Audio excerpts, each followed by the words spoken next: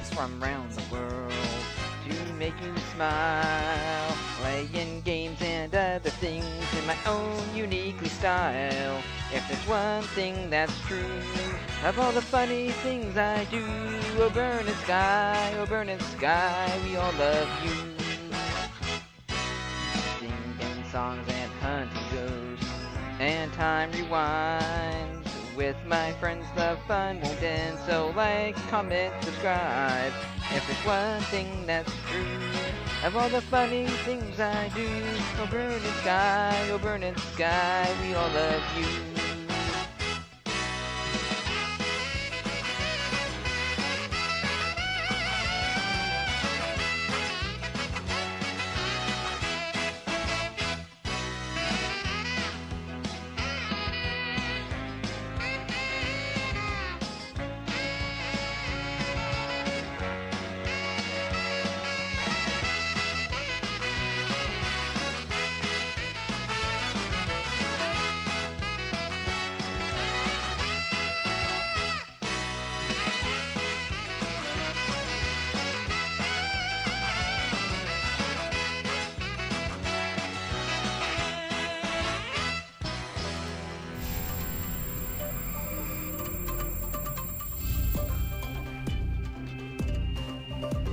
I am an ambassador. Teleported to a strange land. Someone's off in this place. Explore a town full of secrets.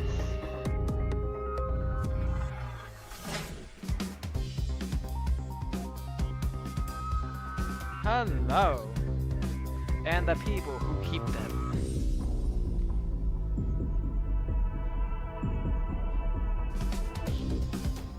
Remy. Quantum entanglement. Set promotion. Adine, right? Adine. Anna.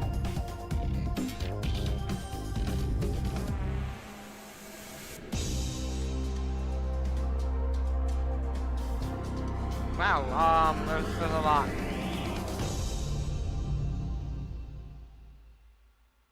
Well, what's up everybody? I'm the BurningSkyCloud and welcome to Angels with Wings. Angels with Scaly Wings, that is. It's a game where this human gets transported into a world full of dragons. There's murder and mystery involved. I sure hope that it's okay for me to see this kind of stuff, or that YouTube allows this kind of stuff. You know, as long as it doesn't go too far into the whole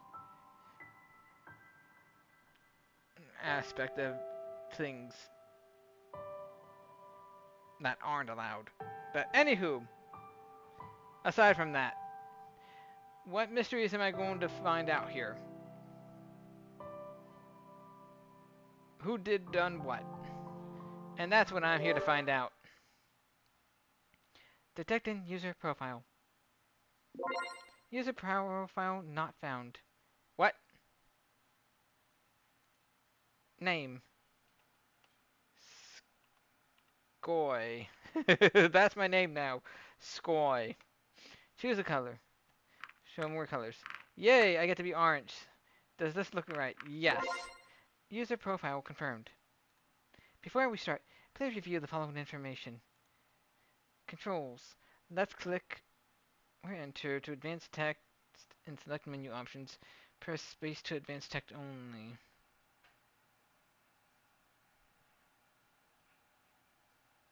This is useful to avoid making a selection by mistake. Got it. Escape or right click brings up the menu. F toggles full screen. I'm not going to remember this. Oh. There we go. Alright, there I am. I'm back. I use mouse wheel to review past messages. Okay, I don't want to do page up and down. That's good. Control tab to skip screen. S take screenshots. Middle click. H hides the window. Blah blah blah. Alright. That would be all. Thank you. That would be all. That would be all. The year is 20 something. I don't know. 20XX. 2000XX.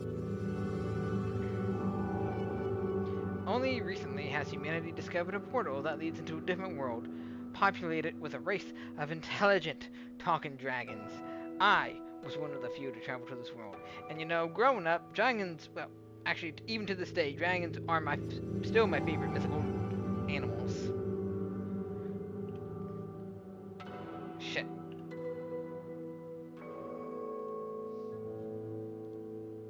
There we go. When you get so used to hitting S in Genshin that I forget to click. But maybe I should start at the beginning. It all began when we discovered a strange device in the middle of nowhere. During one of our expeditions, a portal. God damn it, stop it. I'm not in Genshin.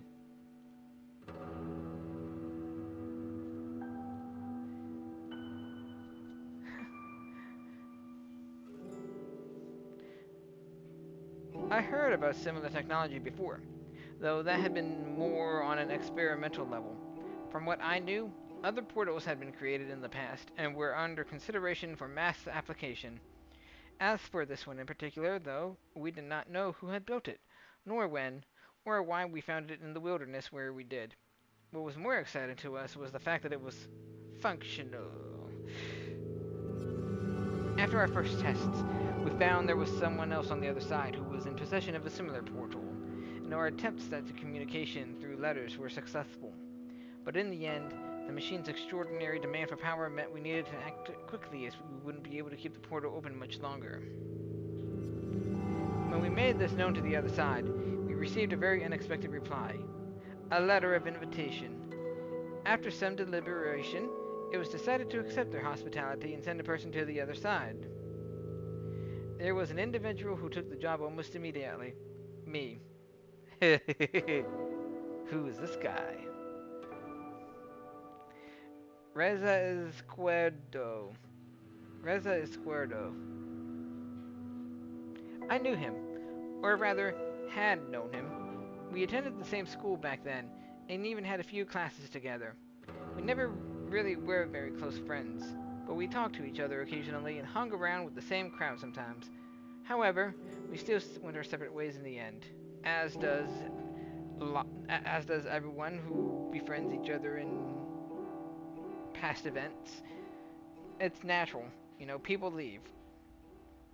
We're nothing more than just leaves on a tree that blow around and come across one another. Of course, some leaves stay, some leaves go. It's a unique analogy to look at.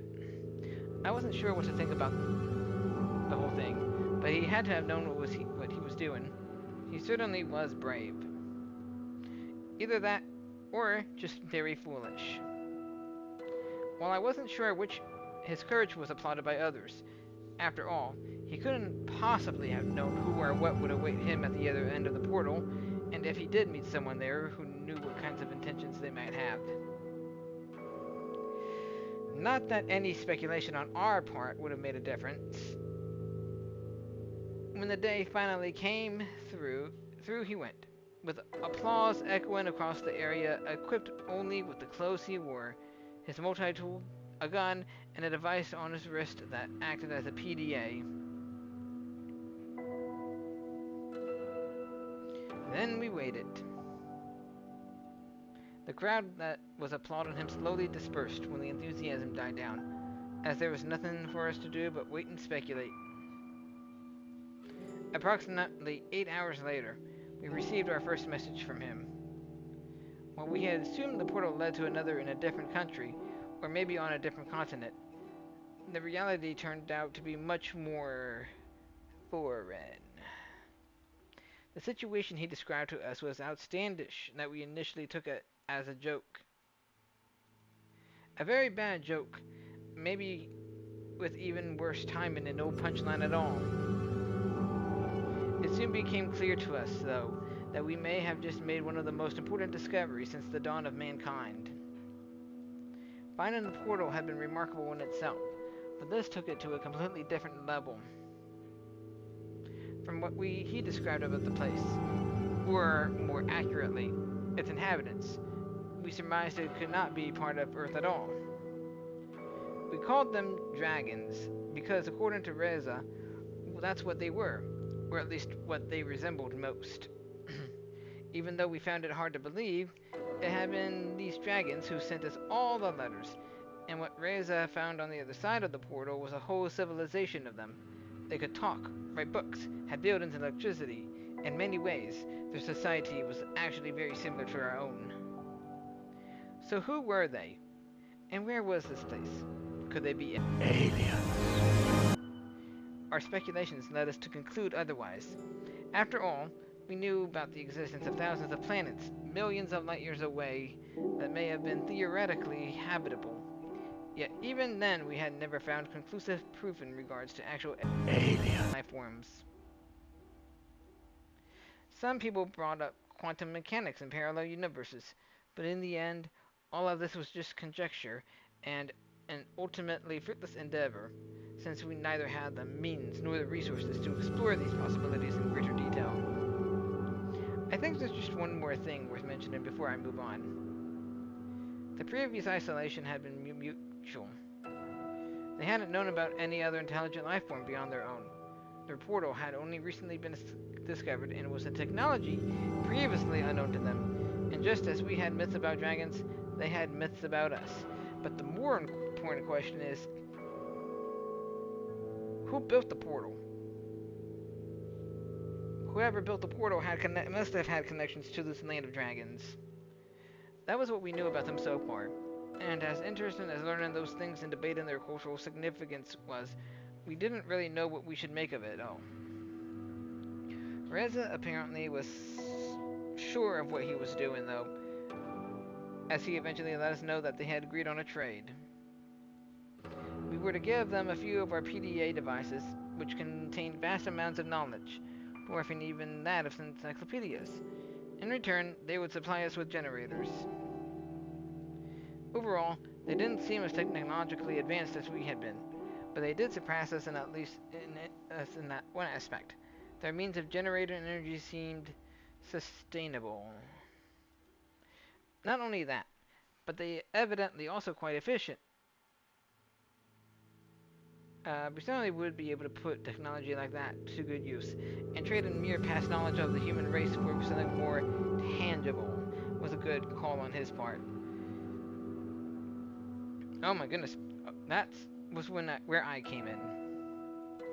My prior experience in both biology and sociology made me a good fit to deliver our PDA devices for the trade. And while in the Dragon's world, waiting for the prototypes of our generators to be manufactured by them, I would act as an ambassador on humanity's behalf. What a way to make a first impression by a display of mutual goodwill. Everyone benefits and everyone goes home happy. All is well. At least, that was the plan. Despite the images that living, talking dragons might conjure up in some people's minds, I didn't even think of bringing a weapon myself, considering that they were reportedly friendly and peaceful enough. There was no need for me to fear potential ill intentions like Reza did when he had stepped into unknown territory, and, acting as humanity's ambassador, I had to do my best to uphold to a high standard in fostering this diplomatic relationship. When the time came for me to step through the portal, all my mental preparedness vanished. My anxiousness was fueled by all the questions lurking in my head, just as the machine started to do its work. Would it hurt? Who would I meet on the other side? What if they really weren't so friendly and just made Reza write those letters with the pretense of appearing friendly, only to lure us into the den of man-eating monsters and certain doom, with us ending up as nothing more than a tasty afternoon snack? Maybe I should have brought a weapon after all. Suddenly, I felt a shiver coursing throughout my whole body and beyond when I disintegrated, as if every cell, every atom of my body was torn from me and pulled into a different direction. That does not sound pleasant.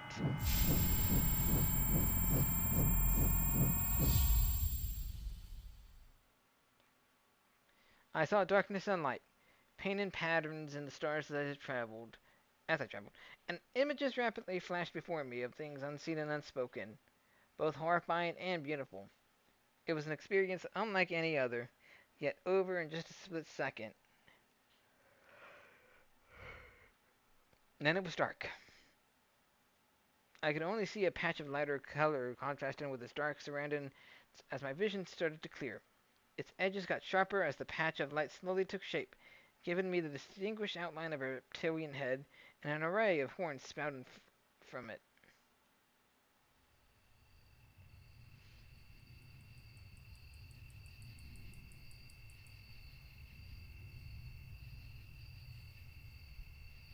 It was a dragon, and as I could see now, and as I could now see, a dragon who not only had a pair of round glasses, but also wore a burgundy tie around its neck.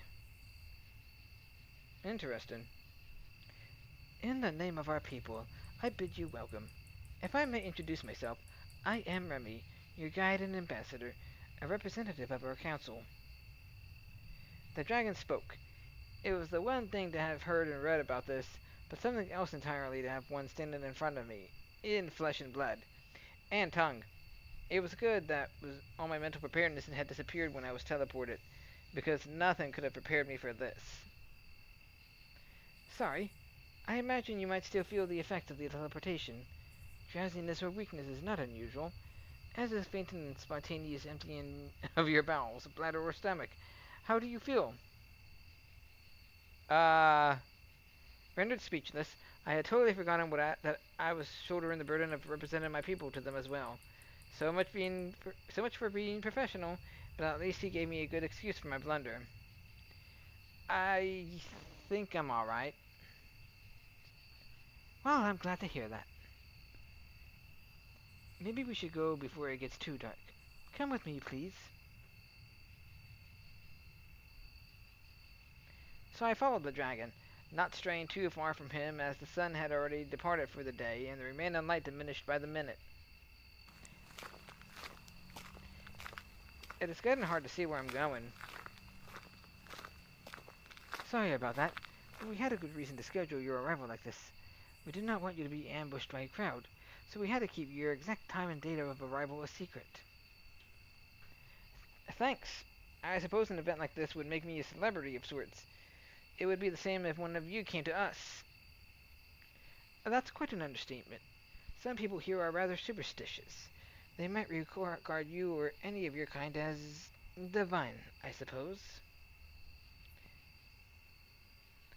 Really? How so? We do have certain myths that involve humans as such. Oh, I suppose the history lesson will have to wait for another time. Here we are.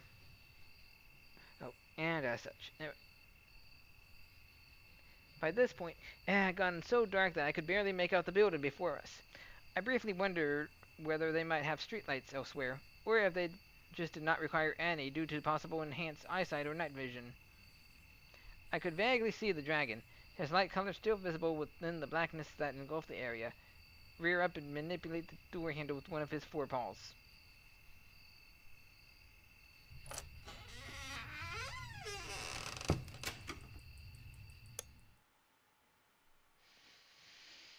Hinges creaking, the door opened, and with the flick of a switch, the apartment was flooded with light, blinding me after all the time we had just spent without it. This is where you will live for the time being. It is fully stocked, but in case you need anything else, I left you a note with a few phone numbers. It is getting rather late, so I will have to take my leave now. In any case, someone will come and meet you tomorrow morning. Thank you, Remy. Have a good night. Until we meet again.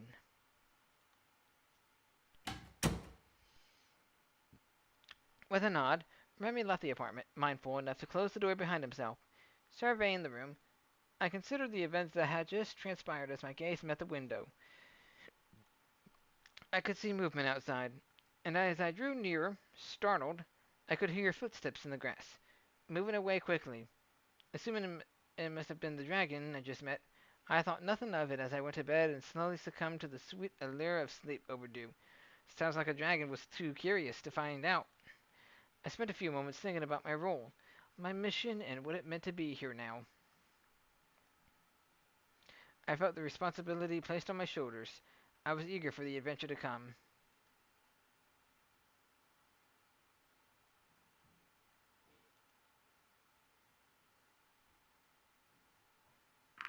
Oh,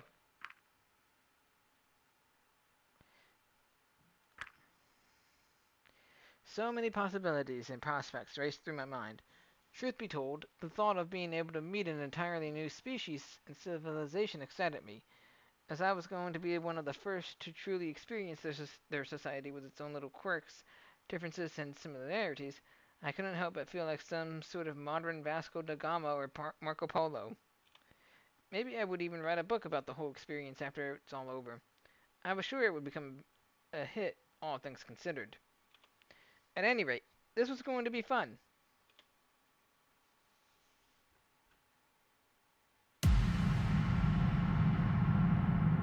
Inception, Chapter 1.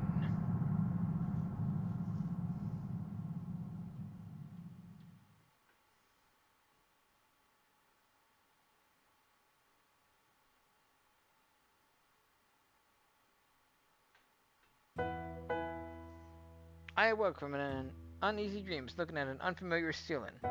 Just for a moment, I wondered where I was before the events of last night all came back to me. After a good stretch, I looked around the room illuminated by the sunlight coming in from the window. Outside in the distance, the portal I had emerged from proudly stood on the peak of a small hill. Ooh! Getting ready, I noticed something lying on the table.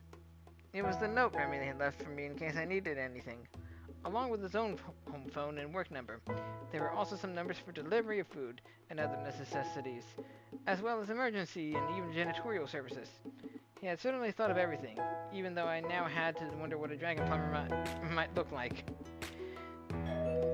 My musings were interrupted when the doorbell rang. When I opened the door, I was met by another dragon.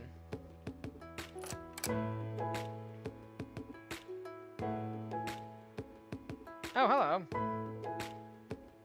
Why are you blushing? Hello. You must. Oh, I'm gonna give him the Sebastian voice. Hello. You must be Scoy. I'm Sebastian, and I'll be your escort. Or security, I suppose. Usually I work for the police, though. Nice to meet you. He seemed a lot smaller than Remy, and when he somewhat nervously extended his arm towards me, I noticed he apparently only walked on his hind legs, the two forelimbs instead of having distinct arms, hands, and fingers.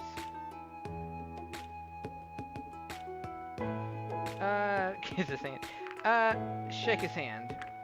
When I took his hand into mine to shake it gently, I could feel the individual bumps and scales on his rough skin. You know what? Confound it all. There we go. Nice to meet you too, Sebastian. So where are you taking me? Straight to business, eh? We're going to visit the plant where they are making your generators. They have some news for you, or so I've heard. Reza will be there too. Sounds great. Just follow me.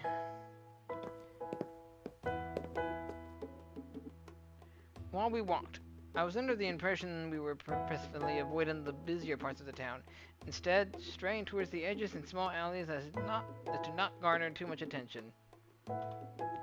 Even then, we got the occasional stare. After just a couple of minutes, we arrived at our destination where we were met by Reza, as well as yet another dragon, a vicious-looking beast that didn't stay too close to him. Uh-oh. Yeah. They look so similar. Hey. Reza, long time no see. How true that is. Good to finally see another human face around here. What a coincidence. What a coincidence to have you, of all people, show up. Yeah, guess those degrees aren't so useless after all. By the way, who's your friend? Just my bodyguard. Same as yours. Don't bother with him.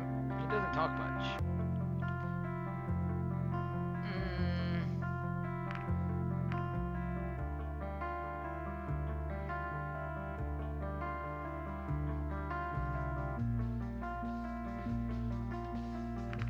I bet he'd win in a fight with mine, though.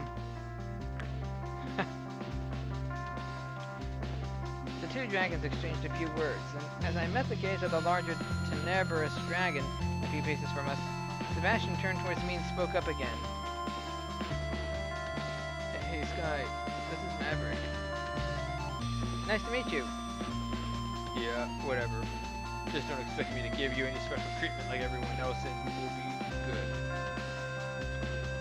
What are you talking about? So you're saying you haven't noticed the stairs and how they all treat you like you're the next messiah or something?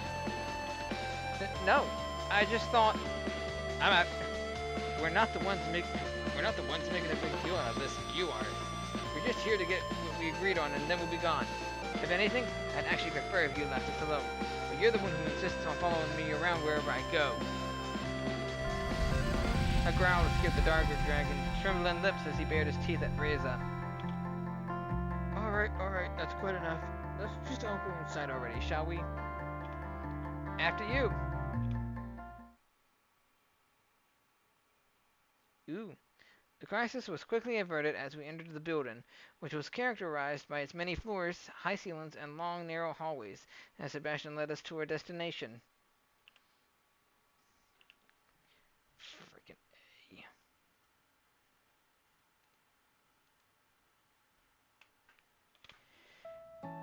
There you are. I was waiting for you.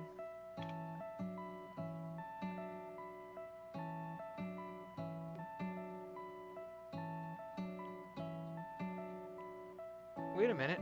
I thought you were going to meet the guys from protection. What are you doing here? A female dragon. They're only coming in later today, so you just have to make do with me. I see. Well, Sky, this is Anna. She kind of manages this building, though actually she's more involved with the research wing rather than production and engineering. Nice to meet you. My pleasure. I have something for you, by the way.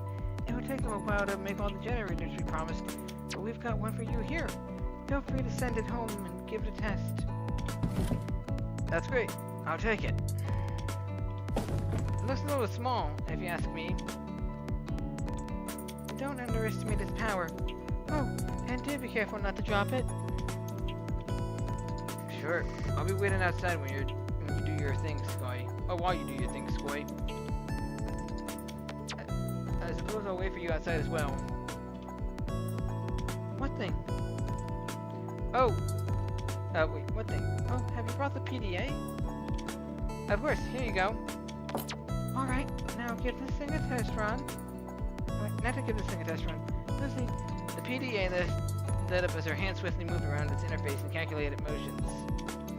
By the way, would you consider letting me run some tests on you as well? It would only take a drop of your blood. What? Why? I work in biology, so obviously this kind of thing would be very interesting to us. I'd share the results with you, of course. Sure, why not? Great! She was quick to produce a small device from a drawer, which from a glance reminded me a lot of a test tube. Okay. Now, if you would give me your hand, please. As I reached out to her, she took my hand into hers before she pressed the device into the back of my hand. I winced as a pain jolted through my hand. Something sharp drove itself through my skin, and shortly afterwards, a droplet of blood was sucked into the tube attached to the small needle. Ugh, needles, I hate them. Thanks. You're welcome?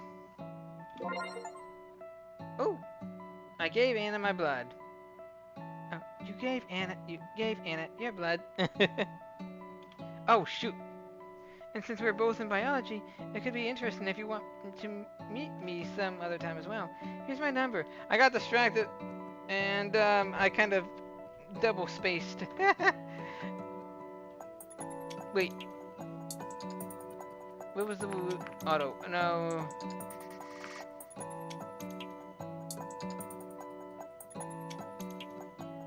What was the thing to go look at past messages? Oh,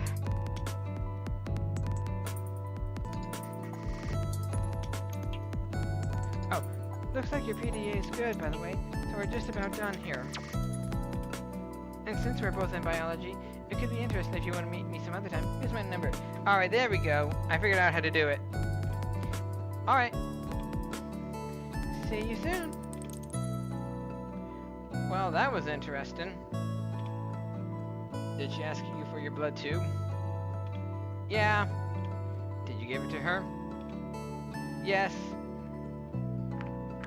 Oh, well, that's your choice. We've got no idea what they might do with it, though. I'm getting hungry. How about some... Oh, I'm getting hungry. How about some breakfast? I'm all for it.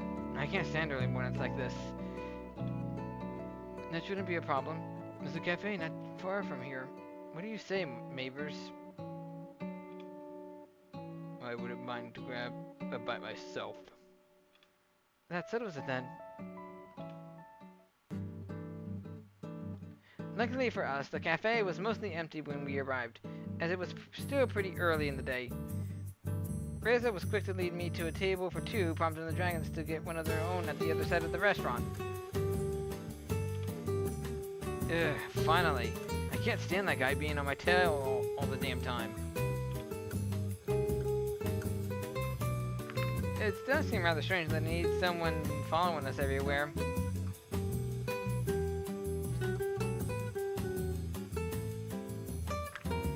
Yeah, I'm not buying their shtick about how it's to keep us safe. We were approached by an individual who appeared to be the waitress at the cafe. She was an interesting-looking dragon who, unlike the others I had seen so far, was more akin to a wyvern, possessing two rather large wings as her forelimbs, which resembled those of an oversized bat. Oh, it's the humans. Oh, it's the dragon.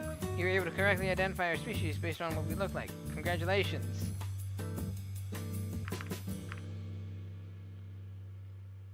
Wait, where?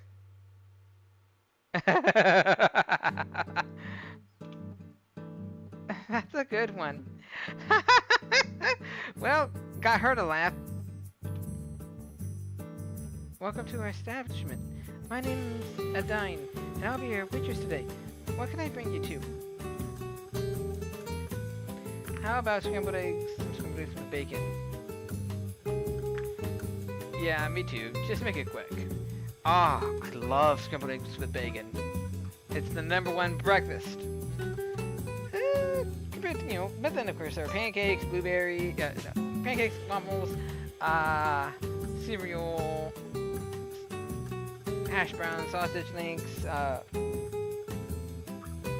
never realized how much breakfast foods there were.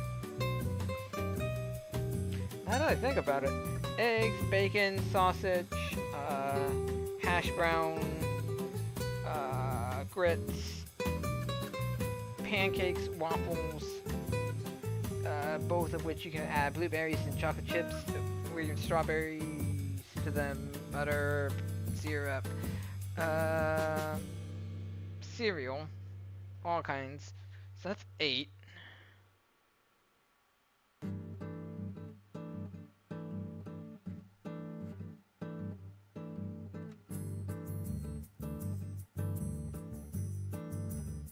What other breakfasty foods?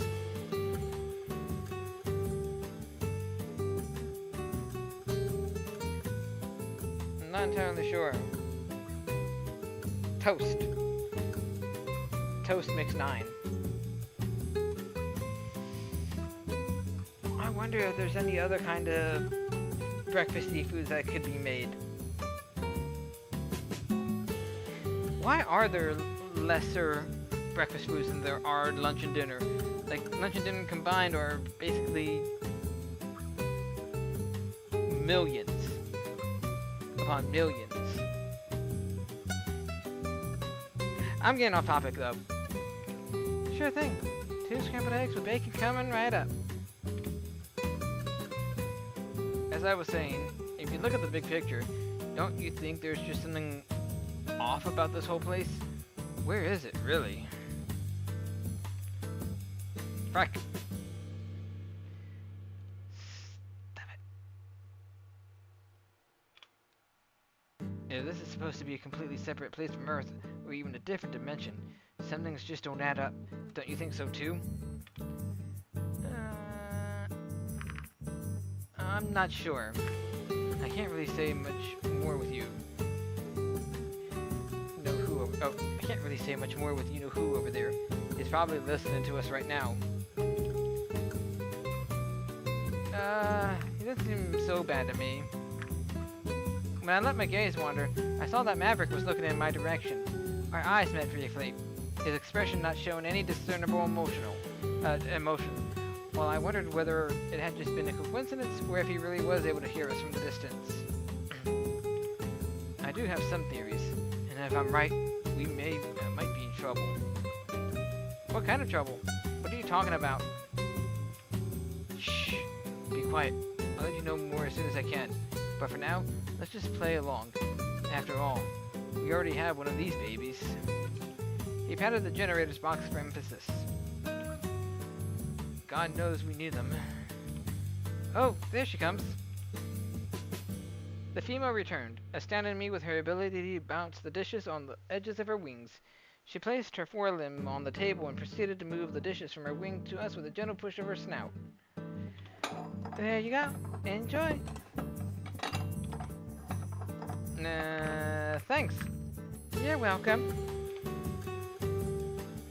I was wondering what kind of breakfast could be had in a place like this, but I was pleasantly surprised to find it quite as I used to. As I was used to. The only real difference was that they apparently didn't use cutlery. When the waitress brought out meals to the two dragons across the cafe and exchanged a few words with them, Reza leaned forward to whisper something to me. I'll send you a letter with a coded message later. You'll know what to do. Reza rose from his seat before he made it known to me that he still had a few things to do and left the restaurant, followed shortly after by the larger of the two dragons. Whee! Laters! I wasn't in a hurry, so I spent a few more minutes in contemplation while I looked out the window and finished my breakfast. Uncle Mugens. Oh. Not that this whole situation was already bizarre enough. There was also now the vague sense of danger conveyed by Reza's earlier words.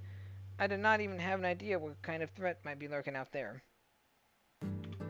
Eventually, I got up, ready to be on my way for whatever else the day might bring. Are you done? Sure am. How'd you like it? It was alright. Glad you enjoyed it.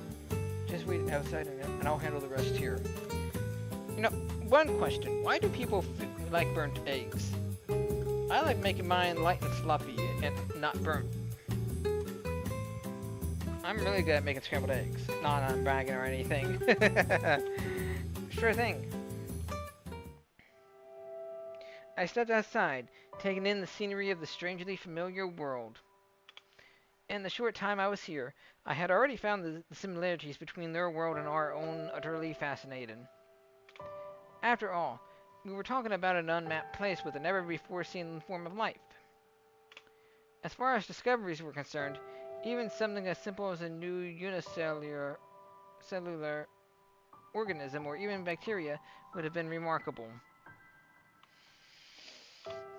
Yet here I was, standing in the middle of a village evidently built by this race of intelligent talking dragons with a society not unlike our own. Reza didn't seem to share the same interest and instead was more smitten with the generator. But given our reasons for coming here in the first place, I couldn't blame him for his enthusiasm being focused on something else. My thoughts were interrupted as something suddenly zipped past me just a little too close, causing me to stumble back. It was a rather small dragon with a bag clamped in its maw who apparently had somewhere to be.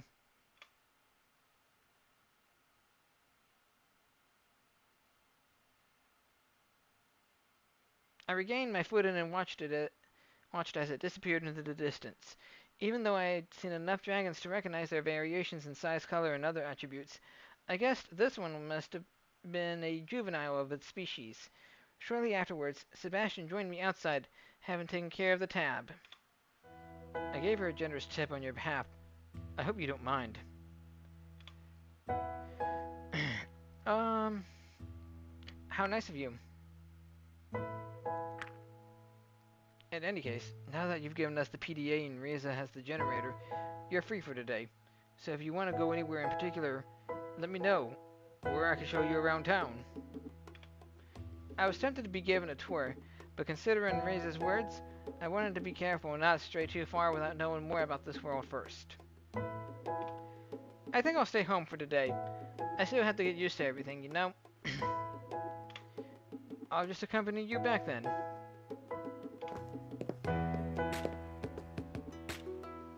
There we are. Home sweet home. For now, at least. Once you go in, you can never leave. Well, if you need anything, I'll be outside until my shift ends. Otherwise, I'll see you tomorrow. Thanks. See you tomorrow. See ya. I haven't really looked at the apartment much, so I spent the rest of the day investigating it and relaxing. I considered checking out some of the phone numbers Remy had left me, but I thought it was better to keep a low profile for now. I found the kitchen fully stocked with plenty of groceries, though the variety was wasted on me. I hadn't been a particularly great cook in the first place, but what was more, I didn't even recognize some of the things I found there. Whether they were edibles that we had back at home that I just didn't know about, or something completely alien, I wasn't sure, but I didn't want to take the risk of eating anything I didn't know. After all, it was possible that some of the comestibles might be fine for them to eat, but still be poisonous to us. I was also glad to find a shelf that was filled to the brim with a variety of books. While I found the subject matter of man, myth, or reality to be quite intriguing, I had to give up after just a few pages due to his exceptionally dry writing style, which I wasn't inclined to enjoy at the moment. In the end, I settled for an adventure novel about a dragon archaeologist who stumbles upon the remains of a long-lost human civilization, after which she is hunted by an evil organization who wants to use the found magical artifacts for its own nefarious purposes. It sounds like an Indiana Jones dare and do kind of adventure. While entertaining, I had to admit that it reminded me a little too much of the trashy novels we had at home. I certainly found it amusing that certain tropes were not really unique to us as a species, though I wondered whether this kind of literature had fallen into disfavor here as it had back where I had come from. Ugh.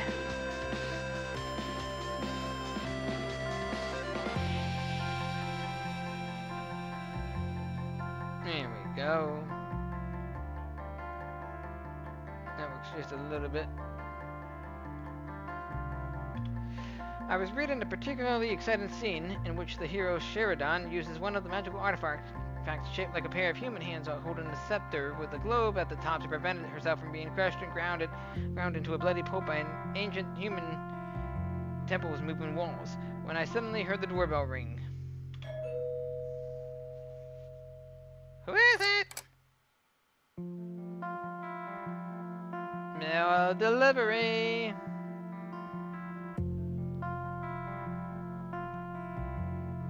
Nice. Hello there. Would you please sign here? You guy or girl? I'm not signing away my rights with this, am I? I've got a letter for you that requires signature confirmation. Thank you, the guy. Or male dragon. I see. Looking over the clipboard, the small dragon was holding up to me. I saw that the sender of the letter in question was Reza. There you go. I'm Lauren, by the way. Would you mind if I asked you a few questions? What is this about? What is this about? I'm just making small talk. Wait a minute. I recognize you. You tried to do the same thing with Reza. Maybe I should report you to your superiors for your inappropriate behavior towards your clients. But it's important. Please just let me talk to Scaly for a few minutes. You know how it is. If you want an interview with one of the humans, you'll have to get permission from the proper authorities. Help me out here, Scaly. As an ambassador, you care about the accurate portrayal of humans in the media, don't you? Then you should talk to me. Otherwise, someone else will fill in the blanks, and who knows what they will come up with. Let me show you something. The small dragon opened his bag, rummaging through a number of letters and small packages. Huh. I think I lost it. Anyway, I wanted to show you some pictures of what people think humans look like. On some of them, they have like 4 heads and look nothing like you. It's crazy. What are you, Lauren? A reporter? No, I'm just... Do you want me to remove him, Sky? Is what he is saying true? Yeah, I guess. I see. That sounds pretty interesting, though. Alright, you can leave your number here and maybe I'll call you later. But that's all I can promise. Thank you. Thank you so much. He quickly produced a small sheet of paper and scribbled his number on it. Afterwards, he sheepishly presented it with both hands. Alright, you got what you wanted. Off you go now. Yay! Yee! Yee! Sorry about that. Don't worry about it. I guess that should be all. I'll see you tomorrow then. Right. With all the commotion, I almost forgot that I was also still holding Reza's letter. Within the plain envelope was a similarly plain sheet of paper with his handwriting. When I started reading, however, I saw that its wording was full of the pleasantries I knew he hated, that I assumed every word of it was faked as to conceal its true intent. He did mention I'd know what to do, but I was unsure of how I was supposed to decode the letter's secret message. I didn't remember even ever having a conversation about this topic with him, yet he still relied on me to remember whatever it was that I was missing, where he thought I would just be able to figure it out on my own. This is what it said.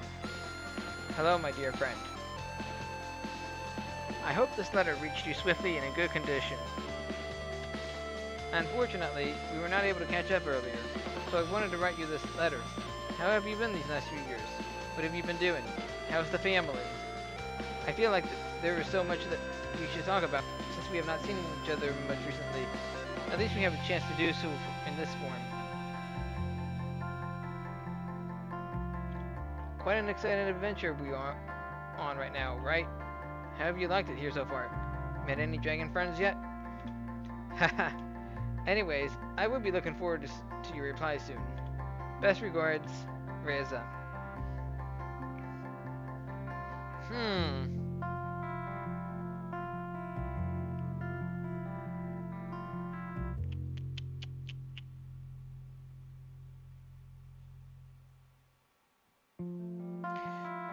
What could be the code in it? Various things came to mind. Only reading certain words or letters was one that I thought of immediately, but I couldn't make out anything after trying to find a system within this array of letters and lines. Maybe I had to look more carefully.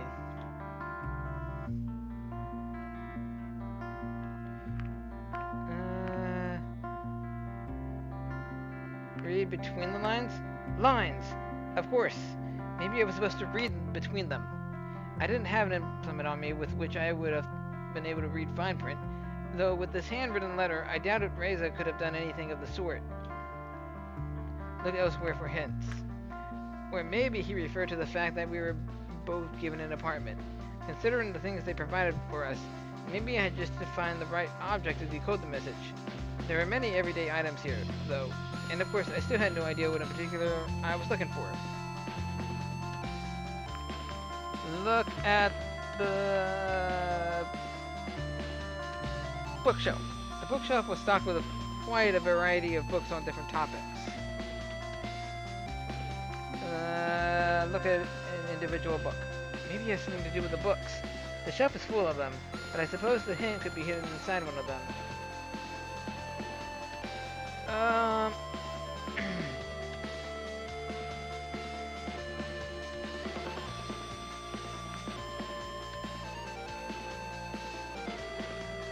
Born to serve? An autobiography. Rise from the ashes. The day I was born, I knew I was destined for greatness. As a member of the Abdonian household, nothing less was expected from me.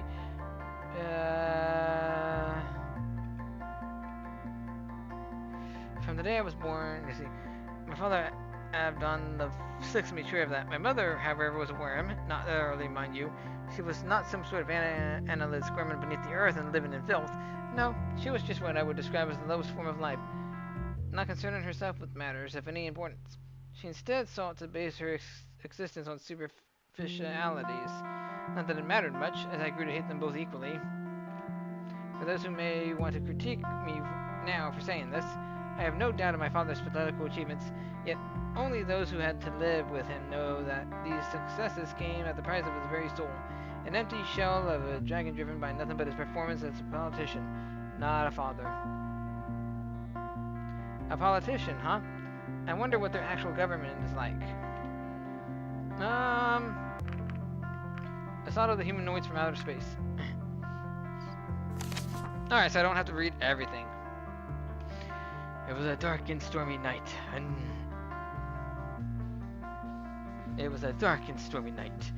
the ninjas attacked!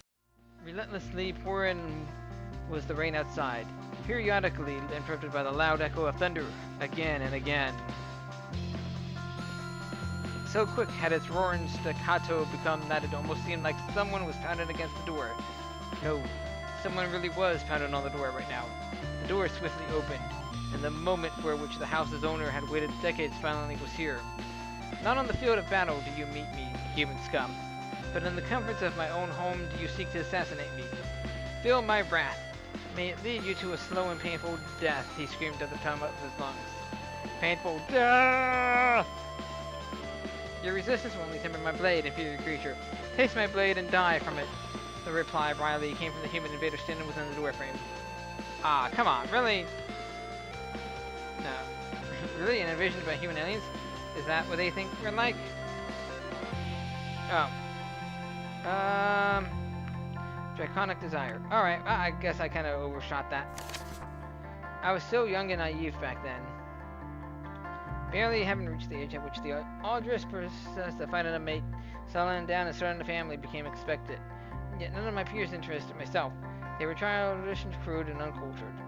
I was lost in a sea of uncertainty, drifting, hoping to be found by one day. And then I did. How fast time flies when you're happy. I can't believe this was just 2 weeks ago. 2 weeks ago, I found the one. My truest soulmate there could ever be. Like a wrecking ball, he came out of nothing, breaking all the barriers and entered my life. 2 weeks ago, I was nothing. Today, I am the happiest dragon alive. Who knew that out of all the people alive, it only took the right one to the right life itself? Who knew that to meet the perfect one, the only thing you needed was draconic desire? Nope. And who would let this mess ever get to print? Sheesh. Price and Prayer. Political graphical novel. Preface. In the 1422nd year since our ascent to sentience, a most extraordinary chain of events led to the most extraordinary of circumstances in our politics and society. These events have since been buried in history until I stumbled upon the records of these tumultuous times. Water time!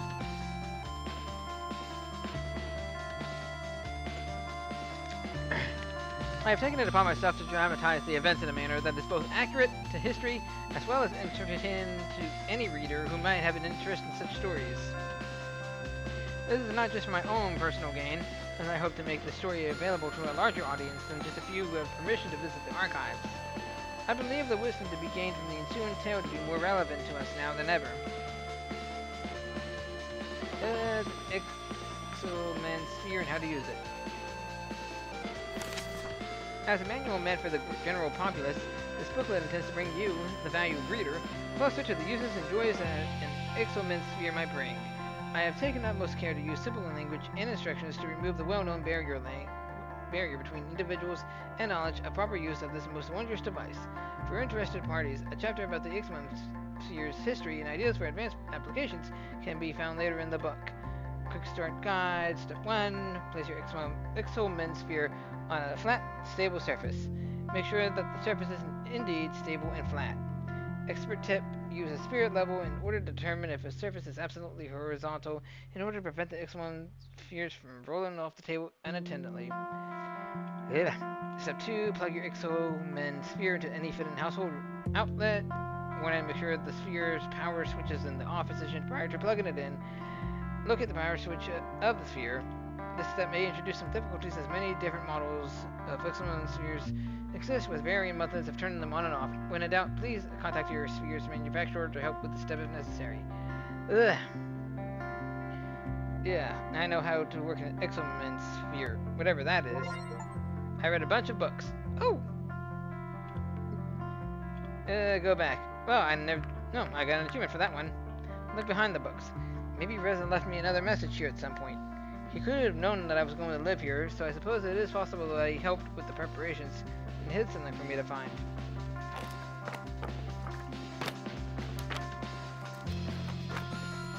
No, even after removing every single book from the shelf, there was still no indicator of anything that would help me decode a secret message. But even if Mirza did leave a hint, this could have been anywhere in the environment, and not just on the bookshelf. So then... look in the kitchen. Look in the fridge. Plenty of stuff in here. Look at the meat. It's just a slab of meat. Nothing special about it. Look at the milk. Pasteurized. At least they've got that down. Crack open an egg and look inside it. Nope, just a regular egg. I'm gonna crack all the eggs.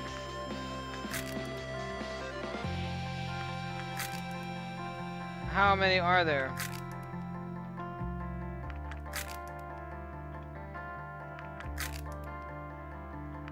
Was that 6 or 7?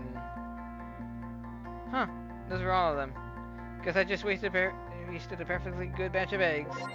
You just wasted a perfectly good batch of eggs. I'm talking too fast. Examine an unlabeled container.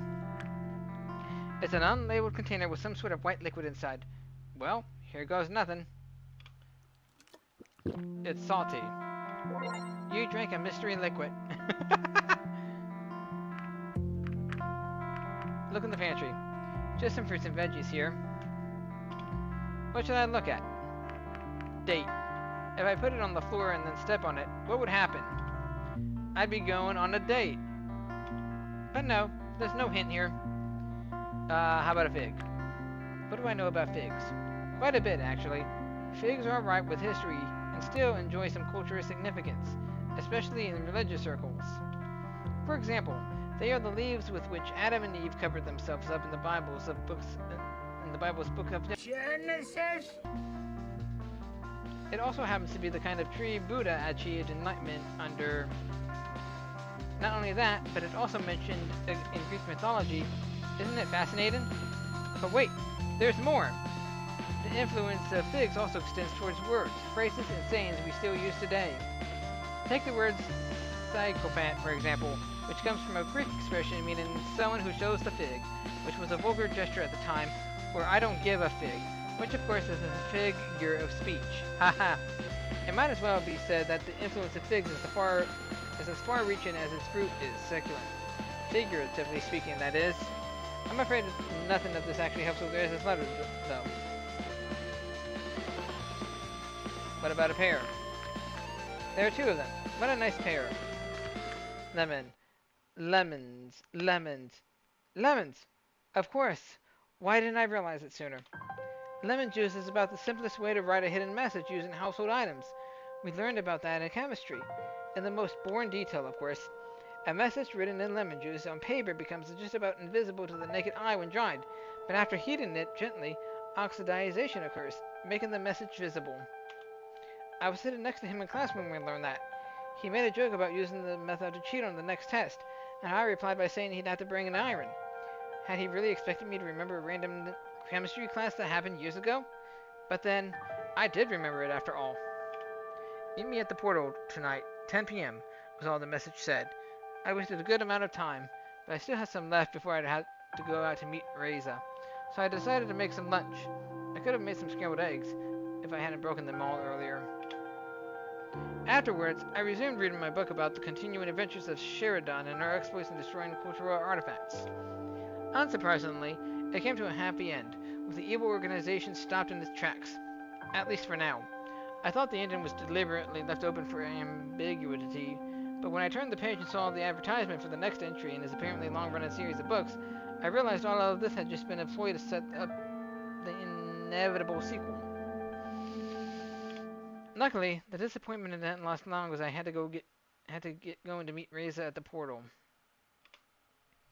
When I got outside, it didn't seem quite as dark as it was when I arrived yesterday. I might have had difficulties finding my way, otherwise could still see the portal in the distance. As I was walking, I wondered if anyone was following me, but the land seemed oddly deserted. Was everyone already asleep?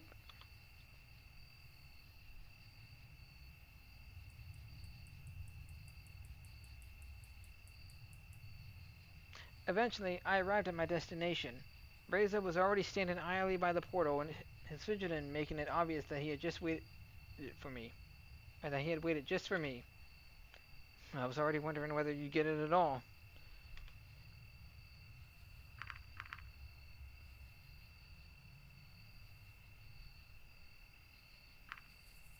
Oh, you didn't make it easy. Sorry, Reza. What a wonderful night it is. Just look up at the stars. You can see them so clearly here, without all the pollution lingering in the air, like back home. Almost as if we were looking right into the face of eternity itself. For so long, humanity thought we'd find out aliens out there. Yet, after all these years, we found we were still alone in the universe. Turns out, we were just not looking in the right place. What's going on, Reza? Why did you call me here at this time? For one, because we're sending the generator home. Right. Before I was sent here, they told me they would limit the use of the portal as they couldn't afford to keep it open all the time. In order to keep in contact with us and to enable us to send things over to them, the portal would be open for just a quarter of an hour each day. Sending something back home wasn't really problematic for us, since the high energy expenditure associated with sending bigger objects only affected the sender, not the receiver. However, this also meant that until all business was concluded in regards to our trade with the PDAs and the generators, we were basically stuck here. As for the other, do you know what this place is?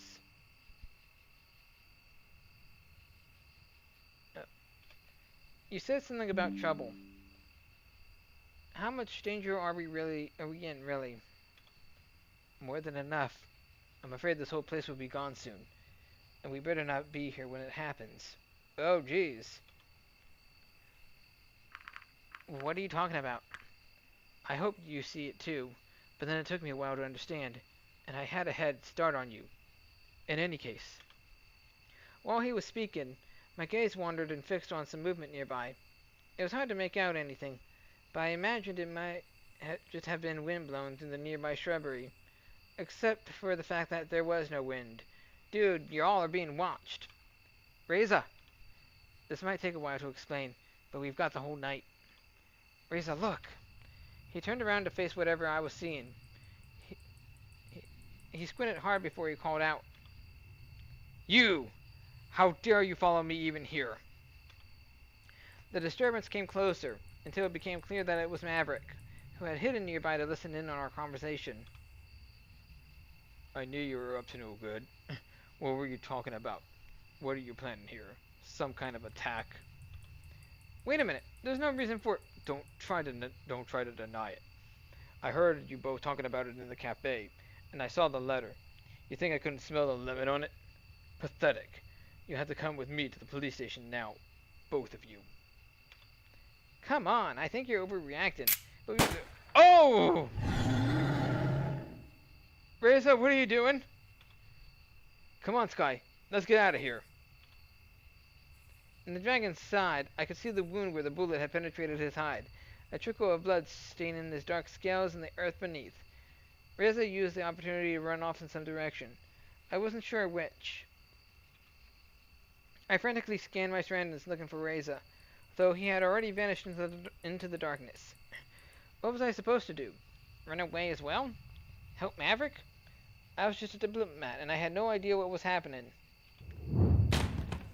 Suddenly, the dragon whipped around, hitting me in the guts with a slick tail. I was lifted off the ground briefly before I felt the impact of my body hitting the ground, hard enough that my vision blurred almost immediately. A deafening roar battered my ears. Was this cry for help? I could barely move, but I found it better not to try, as to not startle the wounded dragon more than he already was. It certainly would have ended badly for me if he tried anything. I heard him take a few unsure steps before he lay down on the ground, panting.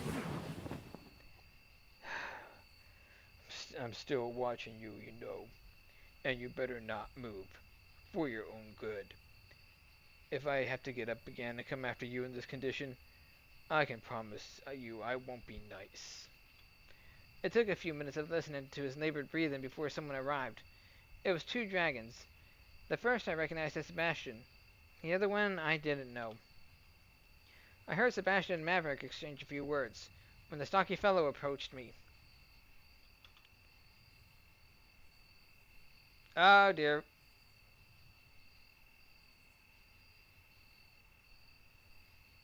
Hey kid, you alright? Still feeling a little dizzy. I'm Bryce, the chief of police in this town. Can you tell me what happened?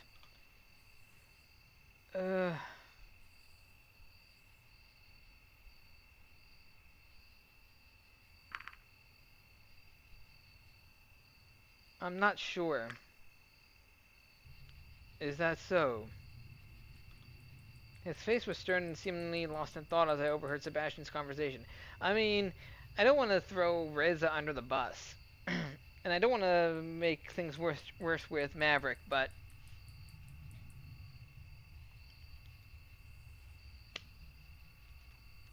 So, you know, I'm playing the unsure card.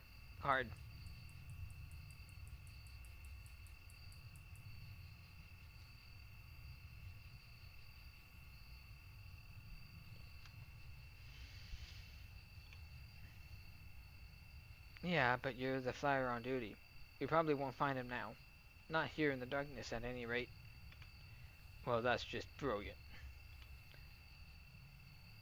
What do you think, Chief? Skoy, can you walk? Yeah, I think so. Alright. Sebastian, take Skoy to the apartment. Get us some help here from Maverick, and then we'll look for Reza. Right on. Come on, Scaly. I'll help you up. I was still shaken up by the events I had just witnessed when I arrived at my apartment. Not knowing anything better to do, I soon fell into a deep slumber.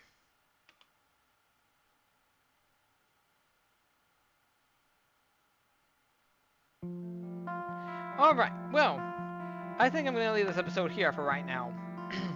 Yeah, I need to give my voice a rest. I've been doing a lot of talking. But anyway, this is an interesting place. I'm kind of curious what Reza knows. 'Cause even I don't know. I mean, to live in a world full of dragons would be a dream come true, but I feel like there's something bad, fixing to happen soon, and both Reza and me need to get out of there before it happens. But what that could entail, I have no idea. But that will be found out eventually. For in the meantime, if you enjoyed this episode, please like, comment, and share, and don't forget to subscribe to see more in the future. Thank you everyone so much for watching, and I'll catch you all later.